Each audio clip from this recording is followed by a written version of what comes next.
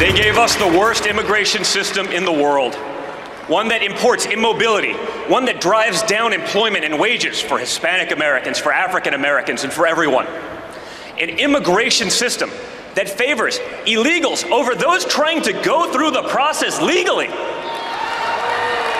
And at times, even over law-abiding citizens. Donald Trump taking on the sorry state of our immigration policy during his speech at the Republican National Convention, calling for accountability when it comes to securing our borders. Now, we've reported that President Obama's amnesty plan was supposedly halted through a court decision, but now he's using other methods to subvert the law. According to new reports, the Obama administration is providing a virtual how-to guide for illegals on how to avoid deportation. In it, the Border Protection Agency gives tips on where illegals should hide in what's being labeled safe zones. For more on this story and other outrages, we're pleased to be joined by Dan Stein. Dan is the president of FAIR, the Federation for American Immigration Reform, and he joins us tonight via Skype from the nation's capital. Dan, as always, we appreciate your time here on Newsmax Prime. Safe zones and how to get there if you're illegal. What is the deal with the Obama administration and Democrats? Do they favor illegals over American citizens? Well, look, they made it abundantly clear that they're not only not going to enforce our immigration laws, but they're going to try to facilitate, encourage, and reward illegal immigration by whatever means necessary.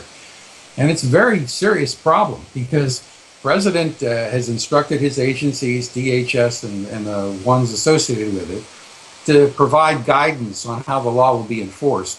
And the net effect is, for most illegal aliens, you're never going to go home. You're never going to go home. So guidance on, rather than guidance on how the laws should be enforced, it's guidance on how illegals can beat the system with the help of people who allegedly have taken an oath to uphold and defend the Constitution of the United States. Well, look, the Border Patrol is involved in basically alien smuggling. And Obama is misusing the refugee law to fly people in from Central America or have the Border Patrol drive them to bus stations in Arizona.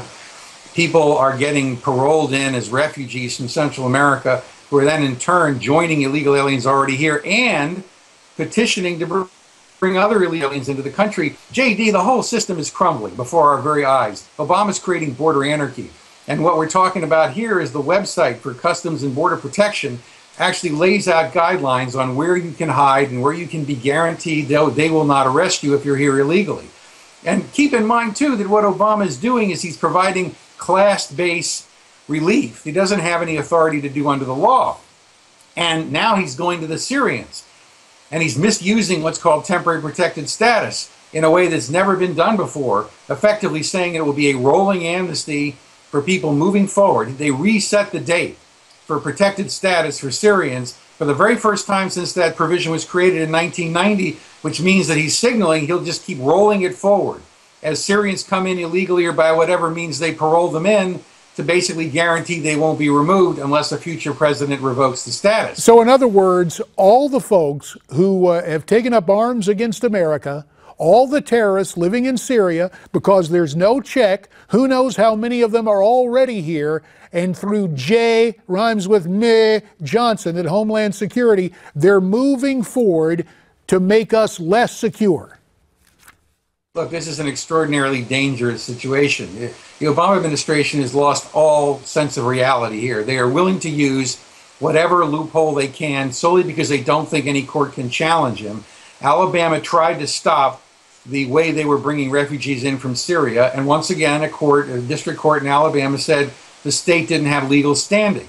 What that means is that Obama can just run roughshod over the laws and the borders and bring in hundreds of thousands of people from the Middle East as either refugees, parolees, or some other vehicle without regard to the laws Congress has set or the taxpayers' ability to handle it or our ability to assimilate or guarantee public safety.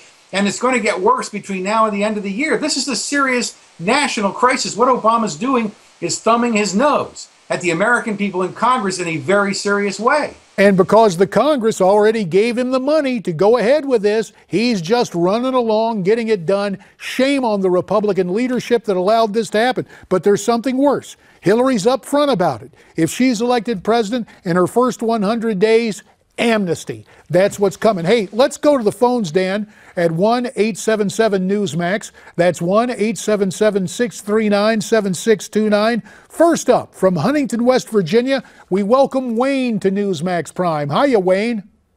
How you doing, JD? Okay, sir. God, I see these people, they all keep talking about classified, top secret. What law was it that Hillary Clinton violated?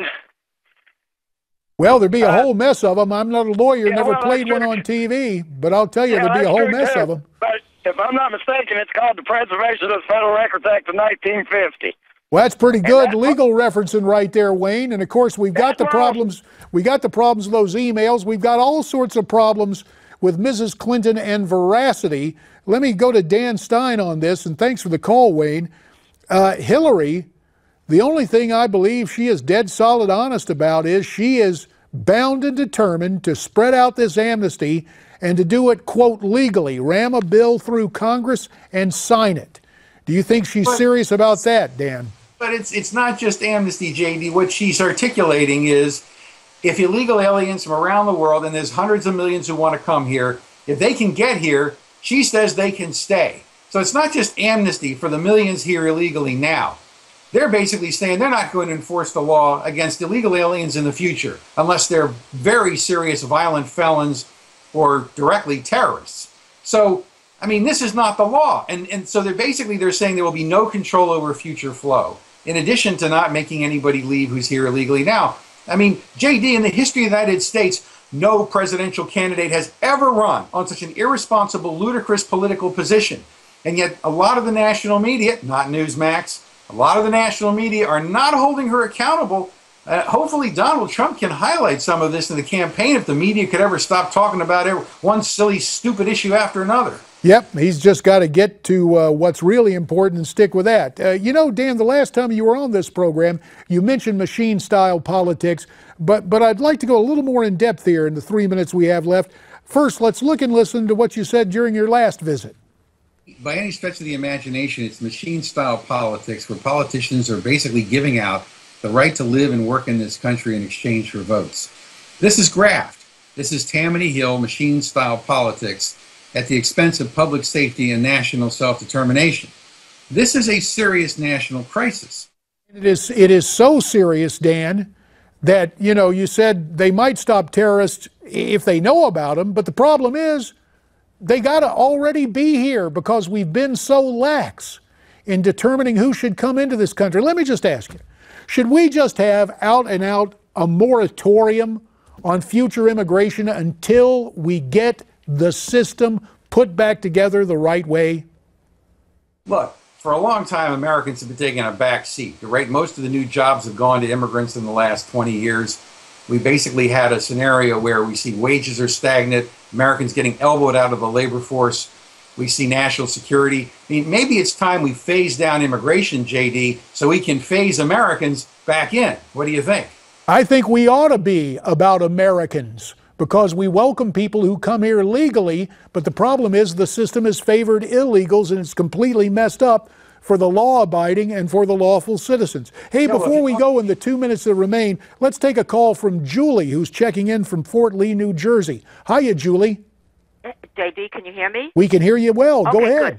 I love Trump, but he's got a big problem. He has horrible surrogates, especially on CNN.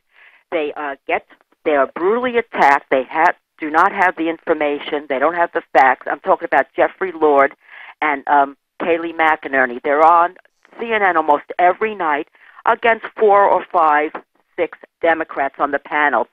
And they don't even fight back. They get intimidated. See, this is why to watch. This is hurting Trump. Julie, this is why you've come to the right place, to Newsmax TV, but your criticism is noted and I believe warranted.